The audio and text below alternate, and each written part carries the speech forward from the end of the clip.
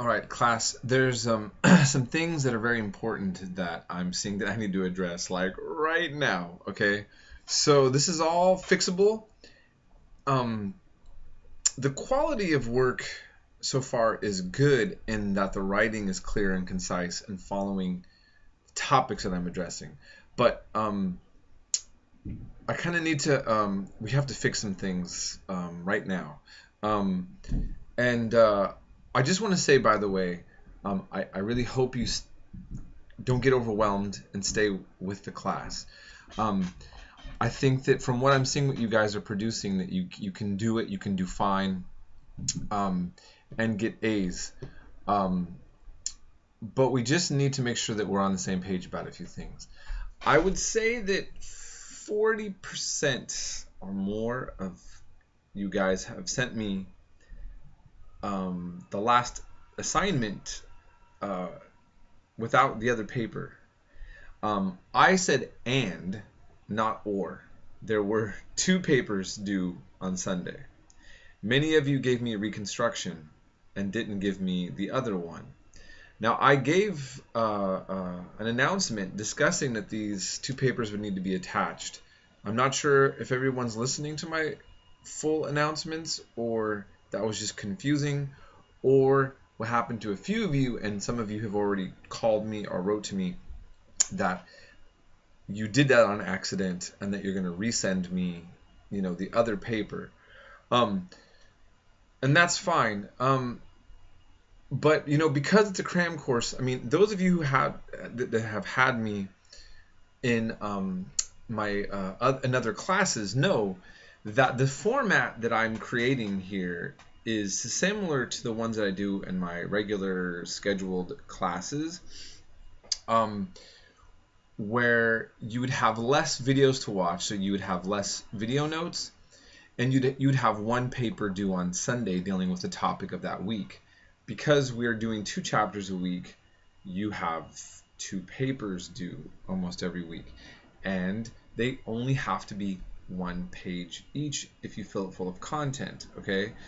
And so what I would like you to do, if you didn't give me the second paper, I'm not going to grade this first paper yet.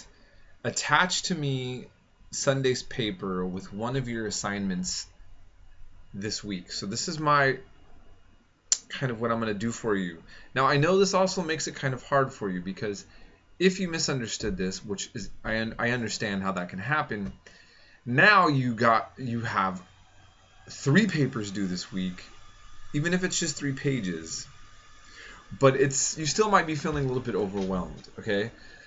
So I understand. But I don't need to say anymore that it's a cram course and that you committed to this knowing that this is the entire semester in 8 weeks, okay?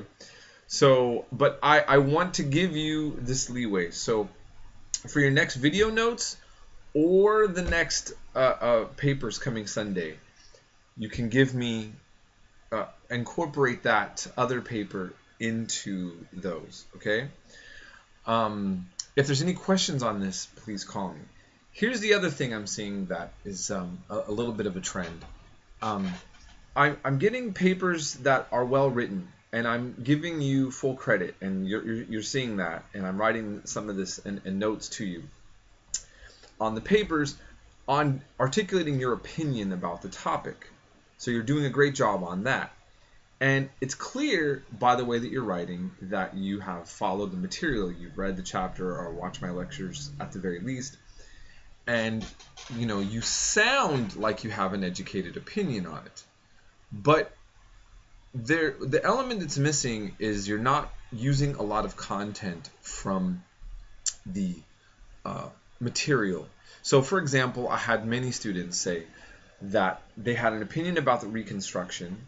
They hadn't said an opinion about why they think that the North and the South should be viewed in certain ways. They had certain thoughts about slavery, but you didn't give me any of the important things to talk about from the text, like the Freedmen's Bureau, You didn't mention, let's say, the fact that people like Alexander Stevens, who wrote that cornerstone speech, the vice president of the Confederacy ends up getting rehabilitated back into politics in Georgia, as an example of if you thought that the South the Confederate leadership was let off too easily. You didn't provide like an example of why you had that opinion. Do you see what I'm saying?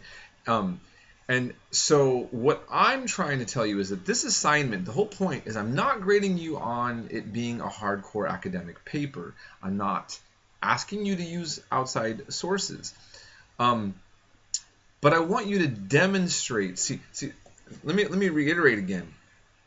We're not really doing multiple choice memorization. But I want you to be having a dialogue about some of these things that you normally would be in multiple choice. So the whole point of these assignments are for you to use the material we covered and then articulate your opinion. Because see, this is also what I want you to train you to do, is to demonstrate an educated opinion, that you have material to back up a thought. And ultimately your thought, while it's important to me, it's not a philosophy class, it's a history class, and you need to demonstrate that you have a handle on that history, and that's why you have your opinion. You see what I'm saying? That's what we're going for, and that makes you a true intellectual, if you will, right? Is when you actually have something that you're bringing to the table with your opinion, okay? So, I had all these friends that were debating about whether or not the South left the Civil War over slavery, and I have a lot of friends from the South. I have relatives that are Southern.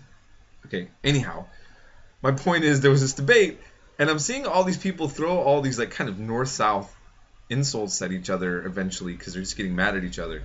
And then when I threw up the quote from Alexander Stevens where he said we're doing this war because of slavery, several people stopped and they said, oh, well, that's quote's pretty solid, And my whole point is not to say, oh, look, I won a debate, or again, the North versus South. What I'm saying is that, the content that I'm exposing you to can help out resolve some questions that people have at time to time.